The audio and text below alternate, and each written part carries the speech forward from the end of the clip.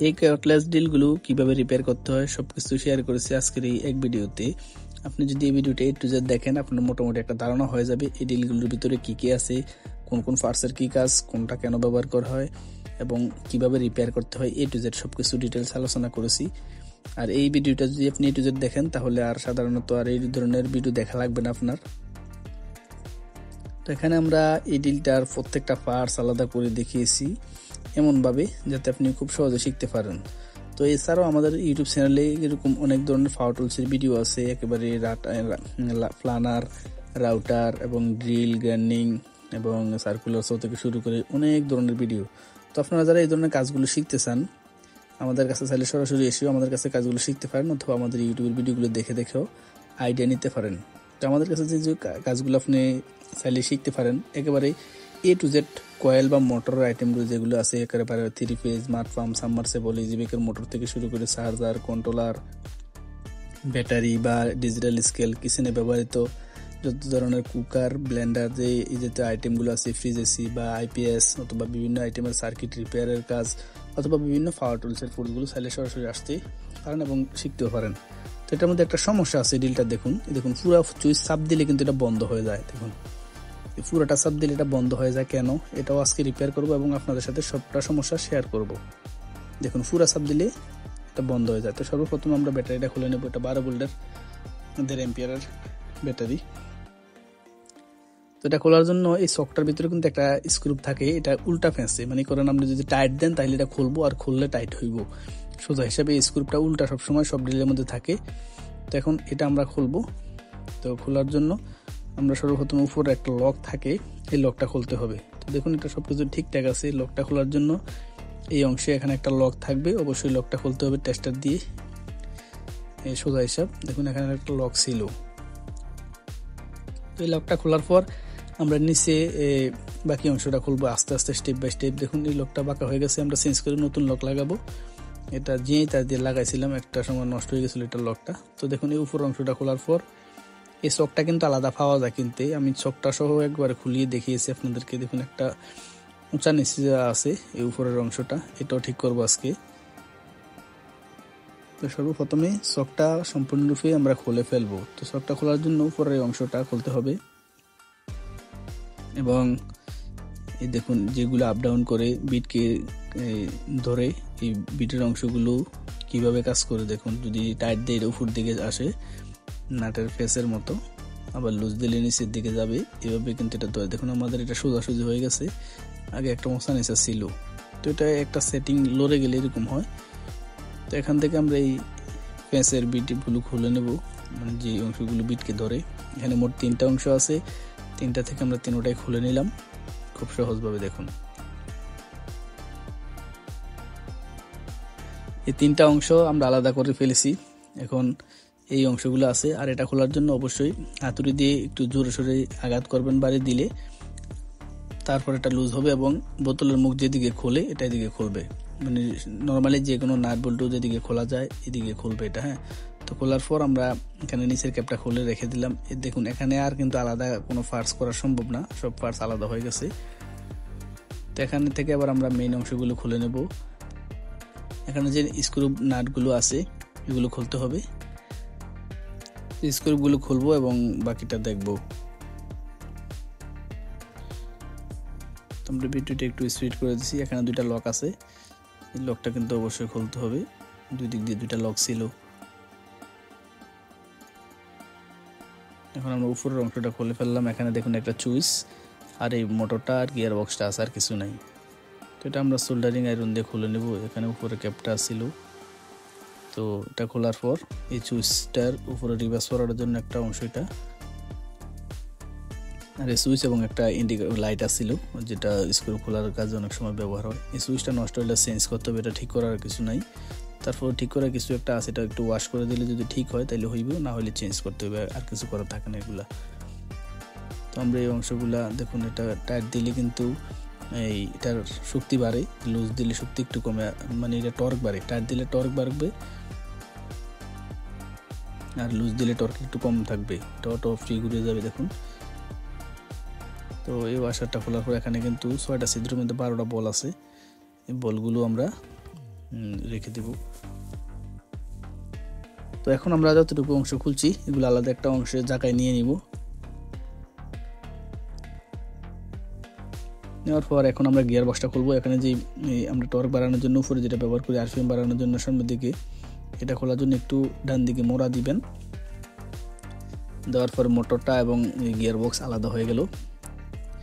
তো gear box আলাদা করার পর আমরা গিয়ার বক্সের ভিতরে কতটা গিয়ার আছে সবগুলো খুলে নেব একটা একটা করে। দেখুন এগুলো খোলার সময় খেয়াল রাখতে হবে কোনটা কোন সময় ছিল, এটা কিন্তু অবশ্যই খেয়াল রাখতে হবে। এটা কিন্তু সেখানে কিছু থাকে না, আর এই পিনিয়ামগুলো সাধারণত নষ্ট হয় না।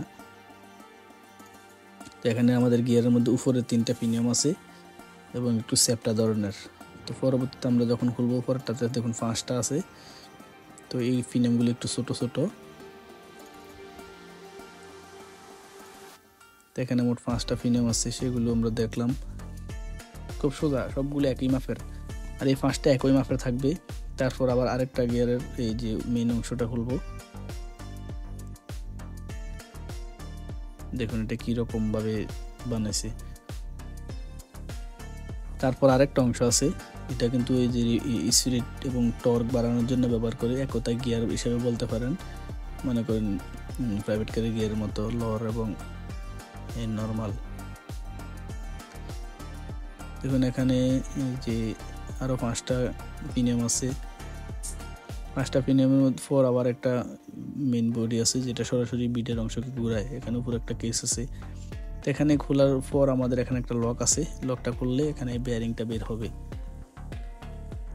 তো তার আগে এইগুলো আমরা একটু একটা জায়গায় নিয়ে নিই, সেগুলো কিন্তু আমাদের ওয়াশ করতে হবে সবার আগে। দেখুন এটা যে লকটা, এটা খোলার জন্য লক প্লাসই ব্যবহার করতে হবে। তো এগুলো আমরা ভালোভাবে ওয়াশ করতে হবে কেরোসিন বা থিনার বা ফেক্টল দিয়ে। সোজাসুজি কেরোসিন দিয়ে করলে ভালো হয়। তো এগুলো ওয়াশ করার পর আমরা লকটা দেখুন, এখন যদি আমরা মেন অংশটা খুলে ফেলি, খোলার জন্য লক প্লাস ব্যবহার করতে হবে। এখানে কিন্তু এই যে মেন শেপটা এটা ইয়ের সাথে কানেক্ট করা, লক দিয়ে আটকানো ছিল। আসলে এই মেশিনগুলোর ভিতরে অনেক ফার্স থাকে ঠিকই, কিন্তু জিনিসগুলো লজিক যদি বোঝেন, সাধারণভাবে যদি কাজটা বোঝেন, তাহলে এগুলো নিজে রিপেয়ার করা যায়। তো আমারই বেশি কিছু নেই। দেখুন এখানে একটা বেয়ারিং আছে, বেয়ারিংটা আলাদা রেখে দিলাম। বেয়ারিংটা আমরা ওয়াশ করবো না, কারণ বেয়ারিংয়ের ভিতরে গিয়ে শুকিয়ে গেলে কিন্তু বেয়ারিং বাদ। তো এক্ষেত্রে ভালোভাবে ওয়াশ করতে হবে। ভালোভাবে ওয়াশ করার পর আমরা এগুলো আবার অ্যাসেম্বল করবো। এখানে দেখুন সর্বপ্রথম একটা মোটা ওয়াশার আছে, এটা এখানে মেইন বডিতে দিলাম। আমরা প্রত্যেকটা পার্টস আলাদা করে ফেলেছি। দেখুন এখানে একটা বেয়ারিং আছে, মেইন শেফটের মধ্যে দিলাম। দেওয়ার পর আমরা এই যে নিচের থেকে উপরের দিকে এটা এখানে লাগিয়ে দেব এতটুকু। তো এখানে আমরা আবার লকটা লাগাবো। লকটা লাগাইলে আমাদের মেইন কাজটা শেষ, মানে মেইন শেপটা আটকে যাবে।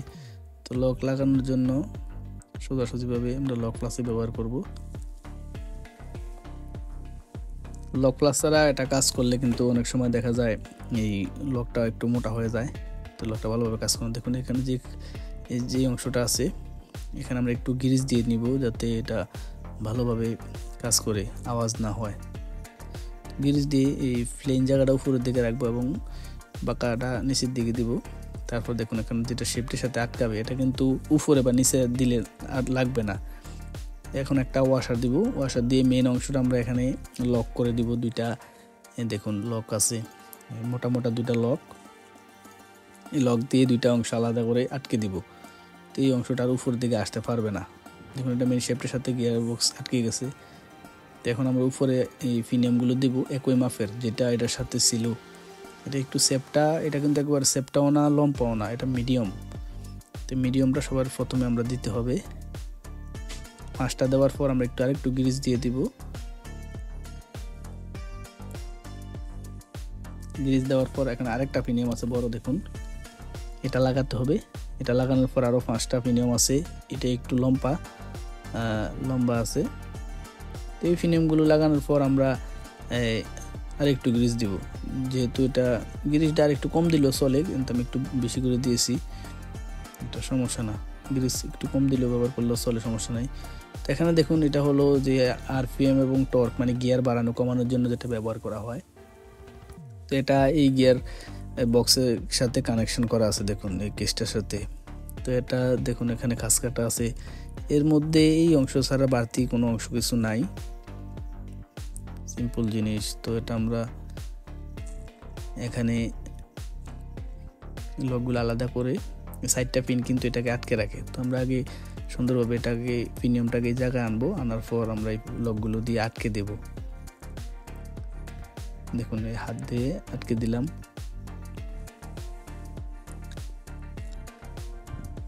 আটকে দেওয়ার পর এখানে আমরা এই লকটা লাগিয়ে দেবো, মানে এটা গিয়ারের মতো কাজ করে। মনে করেন গিয়ার 1 আর 3, 1-এ দিলে আরপিএম কমবে এবং টর্ক বাড়বে, মানে শক্তি বাড়বে, আর 3-এ দিলে স্পিড বাড়বে এবং শক্তি কমবে। তো এটা গিয়ারের মতো কাজ করে। তো এখানে আরেকটা অংশ আছে, দেখুন এটা দিলাম, এখানে মাত্র 3টা ফিনিয়ম আছে এবার। তো 3টা ফিনিয়ম এই যে এখানে আছে, দেখুন এখানে আর একটু গ্রিস দিয়ে নিলাম, 3টা ফিনিয়ম সুন্দরভাবে অ্যাসেম্বল করে দিলাম। এই কাজগুলো আমরা আসলে ভালোবাসা থেকে করি জিনিসগুলো, এগুলো কিন্তু মাঝে মধ্যে ফেরা দেয়। আর এই কাজগুলো কিন্তু জানলে ভালো, আসলে হাতের কাজের উপরে কোনো কাজ নাই। অনেকেই বিদেশে যায়, কোনো কাজ জানে না, শুধু নিজের দেহটা নিয়ে চলে যায়, ওই ক্ষেত্রে গিয়ে কিন্তু বলে কাজ নাই। কাজের কোনো জায়গায় অভাব নাই। আমরা সাধারণত যে কাজগুলো আপনাদেরকে দেখাই করি, এগুলো করার সময় আমরা পাই না। টাকা কিন্তু আলহামদুলিল্লাহ ভালোই, টাকা কম না। দেখুন এই মডেলটা হলো 550 বিসি। তো এখানে আমরা বডিটা লাগিয়ে দিব উপরের অংশে। লাগানোর জন্য 2টি স্ক্রু ব্যবহার করছে কোম্পানি, এর চেয়ে বেশি কিছু লাগেও না।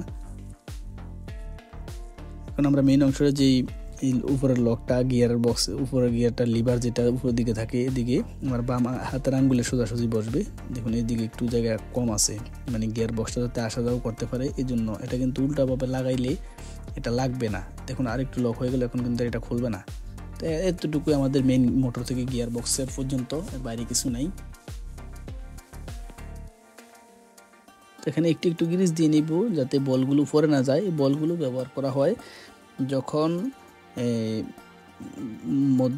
বিটের কোনো একটা শক্ত জায়গা আটকে যাবে এবং ডিলটা ঘুরতে থাকবে চলন্ত অবস্থায়, এদিক দিয়ে ফ্রি ঘুরে যাবে। তো ফ্রি ঘুরলে কিন্তু এটা সহজে নষ্ট হয় না। যখন এটা ফ্রি ঘুরে যাবে তখন মোটর ফ্রি ঘুরবে, ফিনিয়াম ভাঙবে না। মনে করেন একটা স্পিডে ঘুরতেছে, তারপর হঠাৎ যদি আপনি এটাকে আটকে দেন তাহলে কিন্তু এটা ফ্রি ঘুরে যাবে, মানে মোটরের ফিনিয়াম ভাঙা থেকে বেঁচে যাবে। এই জন্য বলগুলো দিয়ে এটাকে স্লিপ দিয়ে দেওয়া হয় উপর দিক দিয়ে। মানে এটা এই মোটরের যতটুকু শক্তি, তার চেয়ে বেশি শক্তি আপনি ব্যবহার করতে চাইলেও কিন্তু পারবেন না, কারণ তার সাথে বেশি শক্তি ব্যবহার করতে গেলে এটা অটো ফ্রি ঘুরবে উপর দিক দিয়ে, মোটর ভিতরে ঘুরবে কিন্তু বাইরে বিট ঘুরবে না। এটা কিন্তু নষ্ট হবে না, এটা অটোমেটিক, এটা যতক্ষণ মঞ্চে রাখতে পারেন সমস্যা নাই। দেখুন এটা কিন্তু ঘোরার সময় বলগুলো উপরে এবং নিচে আসে। তো এখানে এটা দিয়ে এই ওয়াশারটা দিয়ে স্প্রিং দিয়ে এটাকে চাপ দিয়ে রাখা হবে। এই কেসটা এই স্প্রিং যত টাইট দিবেন তত এটা টর্ক বাড়বে, যত চাপ দিবেন তত শক্তি বাড়বে, এবং যত উপরের দিকে আনবেন এটার টর্ক কমে যাবে। আরপিএম কিন্তু একই থাকবে। আর আরপিএম চেঞ্জ করার জন্য উপর অংশটা আমরা আপনাদেরকে দেখাইছি। তো দেখুন এই সুইচের উপরে হিটসিনটা ছিল, এটা আমরা খুলে নিলাম। এটা একটা মসফেট বা ট্রানজিস্টর যাই বলেন, এটা রেগুলেটিং করার জন্য। আস্তে চাপ দিলে একটু আস্তে চলবে, জোরে চাপ দিলে জোরে চলবে। তো এখানে আমরা যে কাজটা করব, দেখুন একটু উপরের দিকে করে নেওয়ার পর এটা কিন্তু সুইচ নিচের দিকে চাপ দিলে চলে না। তো এক্ষেত্রে এখানে সুইচের যে একটা অংশ আছে এটা আমরা ওয়াশ করে দেব। এই অংশটা ওয়াশ করে দিতেছি, কারণ এটা ওয়াশ করলে আশা করি এটা কাজটা হয়ে যাওয়ার সম্ভাবনা থাকে, কারণ এটা লুজ মারার কারণে এই সমস্যাটা হয়।